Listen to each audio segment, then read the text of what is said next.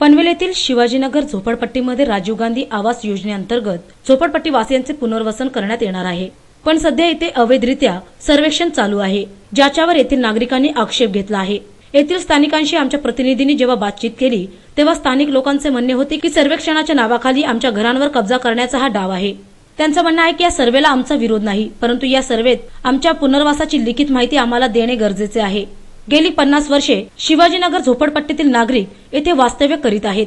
त्यांचं एवढंच म्हणणं आहे की जर आमचं पुनर्वसन केलं गेलं तर आम्हाला इथेच घरे मिळाली पाहिजेत। कमीत कमी मला 45 वर्ष झाले या जागेत। काय आता तुम्ही सुधरून द्या ना, तर ह्याच जागेवर सुधरून द्या आणि जी झोपडपट्टीची घाण आहे ती काढा। आम्हाला इथंच राहायचं, आम्ही इथून कुठं हलणार नाही।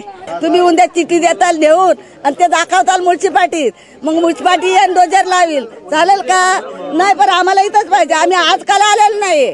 आता जे सर्वे चालू आहे याला आम्ही बायोमेट्रिक सर्वे बोलतो आणि बायोमेट्रिक सर्वेच्या संदर्भात आम्ही नगरपालिकेत शिवण्णा असिस्टंट शिवण्णा एक लेटर दिलं। जे काय तुम्हाला करायचं त्याच्या अगोदर तुम्ही झोपडपट्टी संघटने एक लेटर द्यायला पाहिजे। इथं कोणतरी पदाधिकारी आहेत, आमचे अध्यक्ष आहेत, उपाध्यक्ष आहेत ह्या झोपडपट्टीला तालुक्याच्या वतीने, त्यांना देखील हे विश्वासात घेत नाहीत। मूळ मुद्दा म्हणजे कुठल्या पद्धतीने तुम्ही सर्वे करणार हे शिवणी इथल्या स्थानिक अध्यक्षाला विचारात घेतलं पाहिजे, तालुका झोपडपट्टी संघटनेला विचारात घेतलं पाहिजे।